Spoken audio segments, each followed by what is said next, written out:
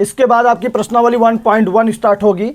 तो इस टॉपिक को हम पढ़ लेते हैं। इसके बाद एक टॉपिक और है, एचसीएफ और एलसीएम का संबंध पढ़ लेंगे।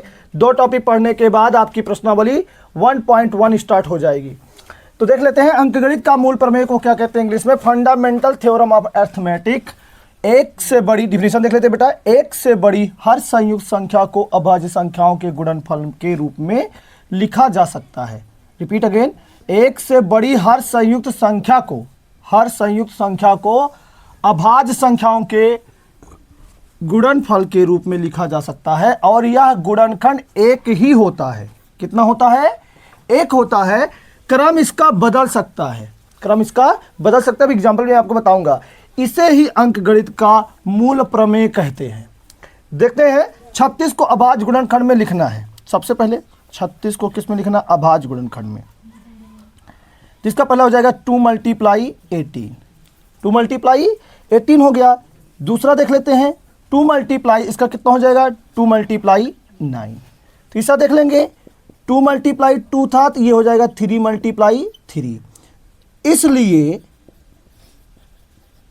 इसे हम लिख सकते हैं 2 का स्क्वायर और 3 का स्क्वायर। ठीक है, इसी को क्या बोलते हैं? अंकगणित का मूल प्रमेय। ठीक है, एक एग्जांपल और देख लेते हैं। जैसे यहां 48 का है बेटा,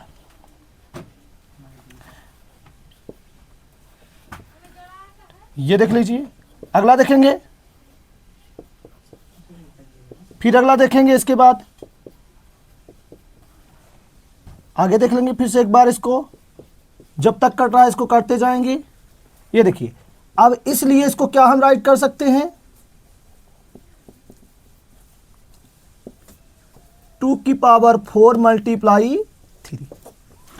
यही आपका है अंकगणित का मूल प्रमेय, फंडामेंटल थ्योरम ऑफ अरिथमेटिक। ठीक है, नोट कर लीजिए। एक टॉपिक और है, उसको आप पढ़ा देते हैं, एचसीएफ और एलसीएम का संबंध। फिर उसके बाद प्रश्नावली 1.1 आपका स्टार्ट करते हैं। पॉइंट है इसमें, थोड़ा सा उसको अच्छे से जान लेते हैं। किसी संख्या को अभाज्य संख्याओं में तोड़ना अभाज्य गुणनखंड कहलाता है। ये आपको पहले ही पढ़ाया जा चुका है। इसे क्यों बताया जा रहा है? और इसलिए बताया जा रहा है कि और यह काम अंकगणित का मूल प्रमेय के आधार पर ही किया जा सकता है। इसी के आधार पर इसको किया जा सकता है। इसीलिए आपको जानना जरूरी है कि किसी संख्या को अभाज्य संख्याओं में तोड़ना अभाज्य गुणनखंड कहलाता है और यह काम अंकगणित का मूल प्रमेय के आधार पर किया जा सकता है। दूसरा टॉपिक आपको मैंने एक चीज समझाया था कि एक ही रूप में क्यों होता है। अभी इसके पहले मैंने एक एग्जांपल समझाया था कि वो एक रूप में क्यों होता है, उसका रीजन क्या है बेटा देख लो। जैसे 24 का जब हम गुणनखंड निकालेंगे 2 × 2 × 2 × 3, यानी 2 × 2 × 3 हो जाएगा। तो क्रम आप बदल सकते हैं। क्रम बदलने के बाद यहां से देखेंगे कि 2 × 3 × 2 × 2 होगा, लेकिन 2 की पावर 3 × 3 हो जाएगा। ये चीजें वही आएंगी। इसका मतलब क्या होता है? लेकिन अभाज्य संख्याएं वही रहेंगी। इसी को कहते हैं कि गुणनखंड क्या होता है? अद्वितीय होता है। अगला टॉपिक है आपका एचसीएफ और एलसीएम का संबंध, यानी कि मासा और लासा का क्या संबंध है उसको देख लेते हैं। इसका एक सूत्र होता है बेटा, संख्याओं का गुणनफल बराबर होता है मासा गुणे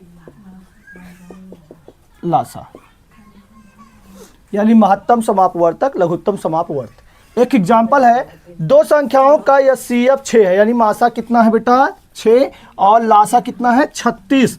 यदि एक संख्या 12 है तो दूसरी संख्या हमको निकालनी है। चलिए देख लेते हैं बेटा। सबसे पहले इसका सूत्र राइट कर लेते हैं। संख्याओं का गुणनफल बराबर होता है मासा × लासा। यहां से देखेंगे इसका मासा कितना है, यहां से 6 और लासा कितना है बेटा आपका 36। मल्टीप्लाई कर देंगे कितना आ जाएगा? 216। अब अगला इसका नेक्स्ट हेडिंग देखेंगे क्या होगा। इसमें कहा एक संख्या, यानी कि पहली संख्या बराबर क्या है? 12। दूसरी संख्या में ज्ञात करनी है तो यहां लिखेंगे तो दूसरी संख्या बराबर हो जाएगा 216 / 12। यहां से डिवाइड कर देंगे तो ये हो जाएगा बेटा 12 एकम 12, 12 अट्ठे 96। तो दूसरी संख्या कितनी हो जाएगी बेटा? 18। ऐसे ही से सॉल्व करके ऐसे ही निकालना है। इसके बाद ये तो केवल इसका संबंध आपको दिखाना था, तो ये आपको पढ़ाया गया। इसके बाद जब प्रश्नावली 1.1 स्टार्ट करेंगे तो उसमें जितने भी क्वेश्चन बचे रहेंगे वो सारे सॉल्व करवाते हुए चलेंगे। तो आपका कल यानी स्टार्ट हो जाएगा प्रश्नावली 1.1। प्रश्नावली 1.1 कल से स्टार्ट होगा, कल से।